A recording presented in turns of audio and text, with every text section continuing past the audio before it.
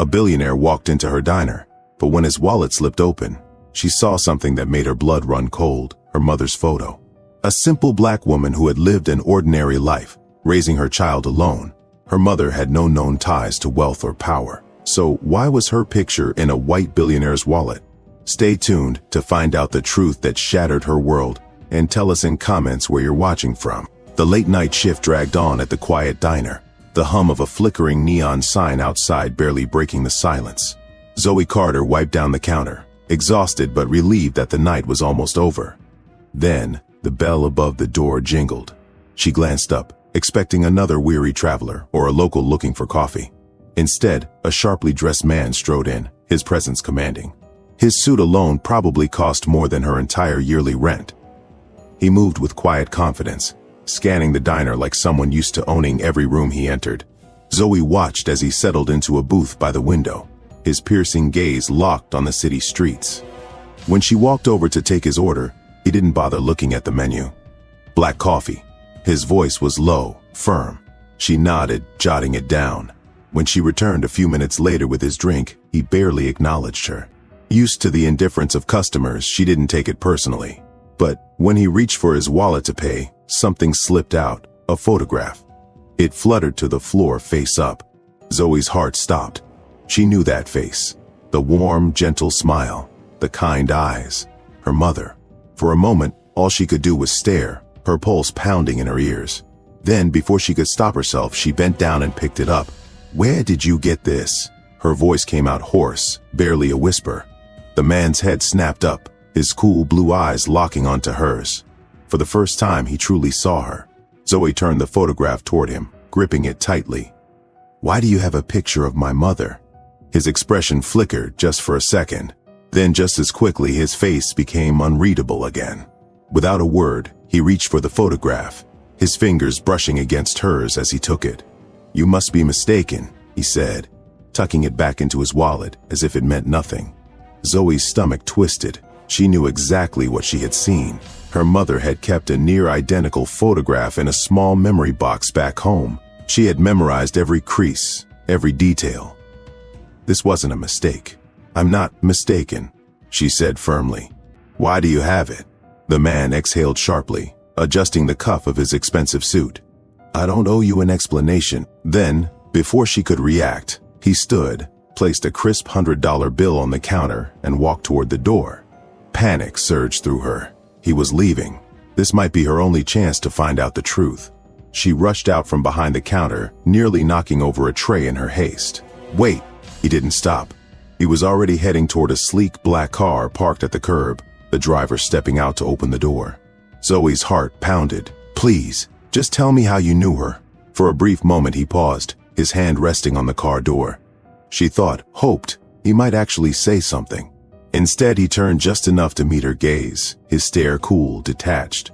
Then, in a voice devoid of emotion, he said, "Forget this." Then he slid into the car, the door shutting behind him. The engine roared to life, and before she could take another step, the vehicle disappeared into the night. Zoe stood frozen on the sidewalk, her breath coming in uneven bursts. A billionaire had just walked into her life and left her with more questions than she could count. Who was he? And why did he have a photograph of her mother?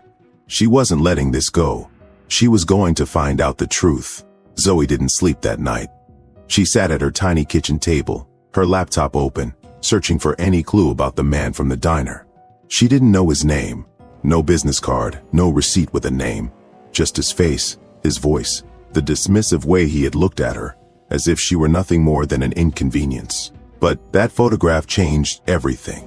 She started by searching for wealthy business tycoons, real estate moguls, and influential CEOs. Dozens of names flooded her screen, but none matched his face. Her frustration grew. Hours passed. But then, as she was about to give up, she saw him. Richard Lawson, CEO of Lawson Global Enterprises, a billionaire real estate magnate, a man whose empire spanned cities, with his name tied to luxury developments and high-profile deals. Zoe clicked on his image, her breath hitching. It was him. She scrolled through article after article, but nothing linked him to her mother. No past relationships, no known family ties, nothing. which meant only one thing: he had erased her. Zoe clenched her fists. He had walked into that diner, holding a picture of her mother, and acted as if she didn't exist, as if Evelyn Carter had meant nothing.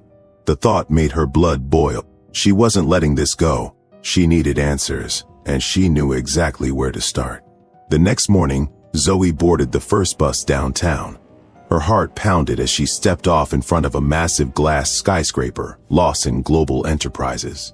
The building loomed over her, a symbol of wealth and power, but she wasn't intimidated. She walked inside, straight to the reception desk. "I need to see Richard Lawson," she said, her voice steady. The receptionist barely looked up. "Do you have an appointment?" "No," Zoe admitted. "But it's important." The woman sighed, unimpressed. "Mr. Lawson doesn't take walk-in meetings." Zoe expected this. She had no appointment, no official reason to be here. If she wanted answers, she'd have to find another way in. Her eyes darted around the lobby. Security guards near the elevators. Employees flashing badges to get through the turnstiles. No way she was getting in the normal way. Then she spotted him, a young man, mid-20s, balancing a coffee cup and folder, heading toward the elevators. He looked distracted. She moved quickly, falling into step beside him. "Hey," she whispered urgently. "Wait up. You forgot to send me that report Mr. Lawson needed." The man blinked, startled. "What?" Zoe sighed in fake exasperation. The report. He was expecting it this morning. Before he could respond, she smoothly stepped forward, walking right through the turnstile just as his badge activated the sensor. The guard barely glanced at her. She was in. Her pulse pounded as she stepped into the elevator, pressing the button for the top floor. This was it. She was about to come face to face with Richard Lawson. And this time, he wasn't walking away. The elevator doors slid open to the top floor of Lawson Global Enterprises. Zoe stepped out, her breath shallow, hands clenched at her sides. The reception area was sleek, modern, and intimidating. A man in a dark suit approached her instantly. "Miss, do you have an appointment?" "No," she said, "but I need to see Richard Lawson. It's about my mother." The man's jaw tightened. "Mr. Lawson doesn't take walk-ins." Zoe exhaled, her heart pounding. "Tell him my mother's name was Evelyn Carter, and I'm not leaving until I speak to him." The man hesitated before disappearing down a hallway. The minutes stretched endlessly. Then, finally, a door opened. Richard Lawson stepped out. The moment he saw her, something flickered in his gaze. Not surprise, not anger. Something closer to resignation. He walked toward her, slow and deliberate. Then, after a long pause, he simply said, "Come with me." Zoe followed him into his office, her heart racing. The moment the door closed, she turned to face him. "Why do you have a picture of my mother?" He didn't answer right away. Instead, he reached into his desk, pulled out his wallet, and placed the photograph on the table. Zoe stared at it. Then, slowly, her gaze lifted to his. "You knew her," she whispered. Richard met her eyes, his expression unreadable. "I didn't just know her," he said finally. "I loved her." Zoe's world tilted beneath her feet. She had come for answers, but she wasn't prepared for this. Richard leaned against his desk, exhaling sharply. "I loved her," he repeated, his voice carrying the weight of years of regret. "But I walked away." Zoe's chest tightened. "Why?" His jaw clenched. "Because I was a coward. My family made it clear if I stayed with Evelyn, I'd lose everything. The inheritance, the business, my place in their world." Zoe's stomach churned. "So you left her for money?" Richard's gaze darkened. "I thought I could come back for her later when I had secured my future, but by the time I did, she was gone."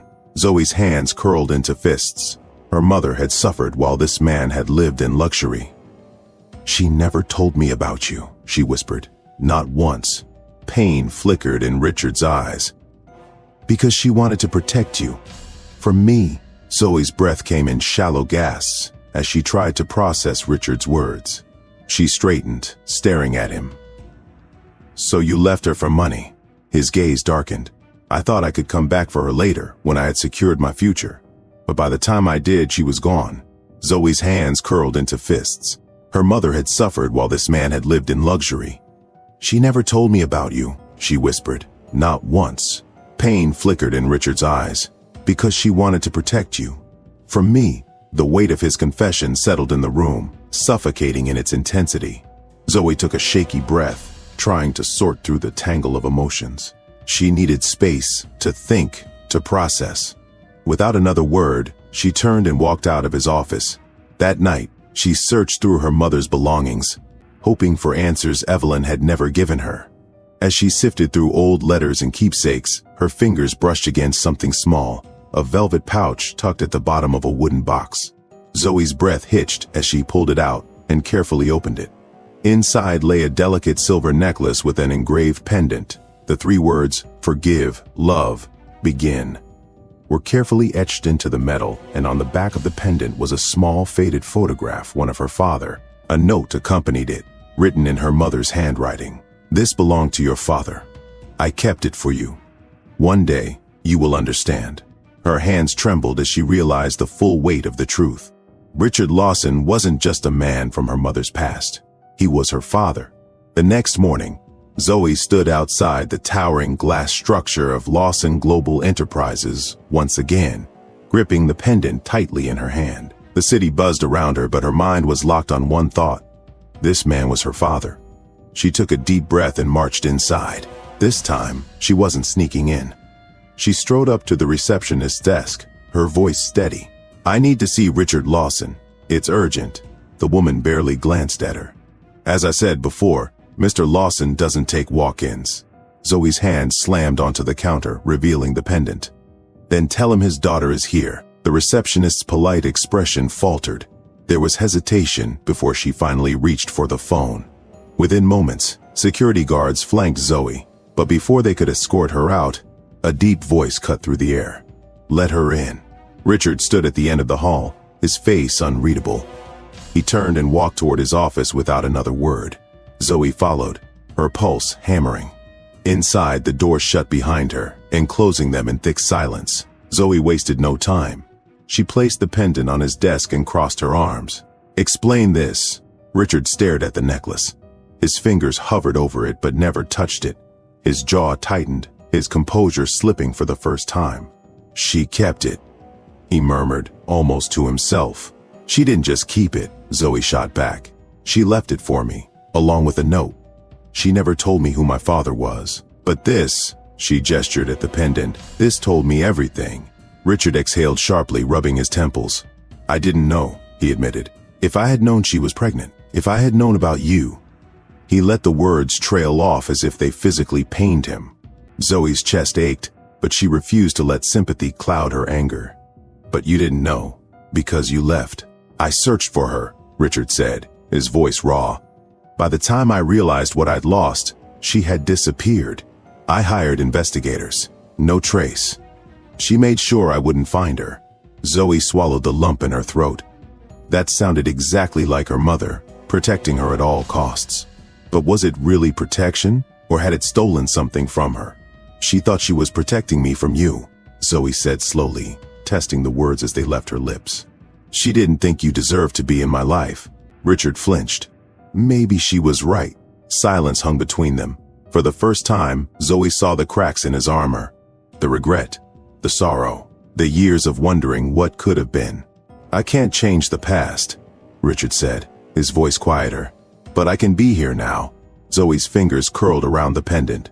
"Forgive, love, begin." The words weighed heavy on her. "I don't know if I can forgive you," she admitted. "Not yet." Richard nodded, his expression solemn. "I understand." Zoe took a shaky breath, her mind racing with questions, emotions, uncertainty. But one thing was clear. She wasn't walking away. Not yet. For the first time, she was willing to hear him out. For a long moment, neither of them spoke. The air between them felt like a fragile thread, ready to snap at any second. Finally, Zoe reached for the necklace on the desk and clasped it around her neck. Her mother had left this for a reason. Maybe it wasn't just about Richard. Maybe it was about Zoe, about giving her the choice her mother had never had. Richard's eyes flickered to the pendant, his breath hitching slightly. "She really never stopped thinking about me, did she?" Zoe swallowed hard. "She never stopped protecting me." He nodded, understanding. "I won't ask you to forgive me today, or tomorrow. But if you ever want to know me, not as Richard Lawson, but just as a man who made a terrible mistake, I'll be here." Zoe studied him, searching for deception, for arrogance. She found none, just regret. Just a man who had spent decades haunted by a choice he couldn't take back. She stepped back, her fingers brushing the pendant once more. "I don't know what comes next," she admitted. A small, almost sad smile crossed Richard's lips. "Neither do I, but maybe that's okay." Zoe nodded. Then, with one last glance, she turned and walked toward the door. Not running, not storming away, just leaving, on her own terms. She wasn't ready to call him her father. But she wasn't closing the door either. Maybe some things weren't meant to be rewritten.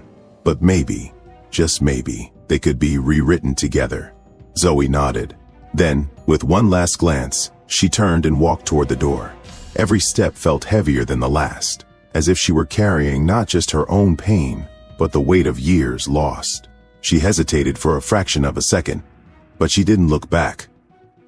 Not because she didn't care, but because some wounds weren't meant to heal overnight. She walked away, not to erase the past, but to decide if she was ready to rewrite the future. She wasn't ready to call him her father, but she wasn't closing the door either. Maybe some things weren't meant to be rewritten. But maybe, just maybe, they could be rewritten together. Zoe's story is proof that the past doesn't have to define the future. Sometimes, healing isn't about forgetting, it's about deciding what comes next. What do you think Zoe should do? Should she fully let Richard into her life and give him a chance to be the father she never had, or is it better to keep her distance and move forward without him? Can love and regret truly heal old wounds, or are some scars too deep to mend? Share your thoughts in the comments below. We'd love to hear what you think is the best ending for this story. If you enjoyed this story, don't forget to like, subscribe, and hit the notification bell so you never miss another powerful story. Thank you for watching, and we'll see you in the next story.